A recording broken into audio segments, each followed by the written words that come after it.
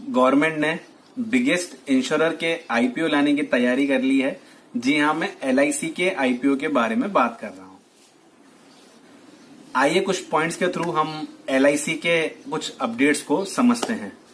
मैंने इस वीडियो को कुछ पॉइंट्स में डिवाइड कर लिया है। फर्स्ट पॉइंट है एडवाइजर्स, सेकंड पॉइंट है टाइम, थर्ड पॉइंट है एलआईसी का आईपीओ इतना ग्रैंड क्यों है, फोर्थ पॉइंट है इसका valuation and fifth and last point है इन्वेस्टर्स की एंट्री। फर्स्ट पॉइंट पे आते हैं एडवाइजर्स।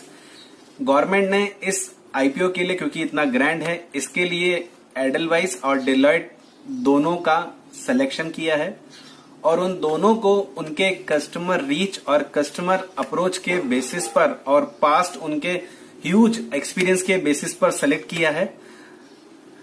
इन दोनों कंपनियों का काम टाइम टू टाइम गवर्नमेंट को आईपीओ की प्रिपरेशन में हेल्प करना है और साथ ही एलआईसी और उसकी सब्सिडरीज की पिछले 3 साल की जो भी फाइनेंशियल स्टेटमेंट्स हैं वो उनको बनाकर देने हैं। हालांकि एडलवाइस ने इसमें से अपना नाम विड्रॉ कर लिया है, कोई बात नहीं, और भी काफी सारी कंपनीज इस रेस में शामिल हैं, तो जल्द ही किसी दूसरी कंपनी को शामिल कर लिया जाएगा। सेकेंड पॉइंट है इसका टाइम। एलआईसी का आईपीओ कब लॉन्च होएगा ये किसी को आइडिया नहीं है। गवर्नमेंट की इसमें 95% स्टेक है, तो गवर्नमेंट अगर इसमें थोड़ी सी स्टेक भी सेल करती है तो काफी बड़ा फंड रेज कर सकती है। कुछ एक्सपर्ट्स का मानना है ये आईपीओ 2021 के 4th क्वार्टर तक आने की संभावना है। थर्ड पॉइंट, एलआईसी का आईपीओ इतना ग्रैंड क्यों है। एलआईसी का आईपीओ ग्रैंड है इसके कुछ फैक्ट्स एंड फिगर्स की वजह से। एलआईसी का AUM asset under management 31 lakh crore के आसपास है। भारत में 24 इंश्योरेंस कंपनीज हैं, 24, फिर भी एलआईसी का 69% मार्केट शेयर है, जो इसे अपने आप में लीडिंग पोजीशन प्रोवाइड करता है। FY20 में एलआईसी ने 1.78 लाख करोड़ का फर्स्ट ईयर प्रीमियम कलेक्ट किया है, जो काफी ह्यूज अमाउंट है और लास्ट ईयर के कंपैरिजन में भी ज्यादा है। इस वजह से भी एलआईसी अपने आप में एक बड़ा इंस्टीट्यूशन है। एलआईसी का टोटल इन्वेस्टमेंट 120 लाख करोड़ के आसपास है।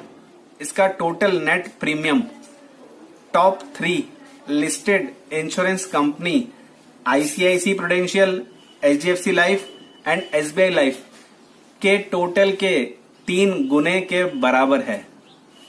मार्केट कैपिटलाइजेशन के बेसिस पर भी ये रिलायंस और टीसीएस के इक्वल है।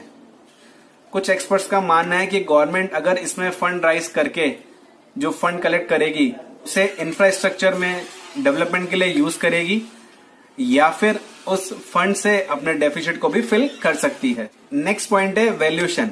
वैल्यूएशन इसका सबसे टिपिकल और मोस्ट इंपॉर्टेंट पार्ट है। टिपिकल क्यों है? क्योंकि एलआईसी और एलआईसी की सब्सिडीज का वैल्यूएशन करना और उसकी प्रोविजनिंग के एडजस्टमेंट करना ये सब एक टफ टास्क है।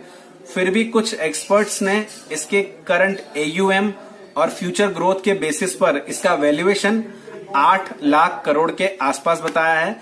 गवर्नमेंट अगर इसमें 10% स्टेक भी सेल करती है तो भी 80,000 करोड़ 80,000 करोड़ का फंड राइज कर लेगी, जो कि काफी एक ह्यूज अमाउंट है। नेक्स्ट और लास्ट पॉइंट है इन्वेस्टर्स एंट्री।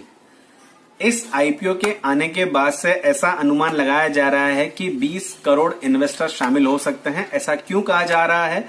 FY19 तक एलआईसी में 3 लाख एम्प्लॉय थे और लगभग 20 करोड़ पॉलिसी होल्डर हैं।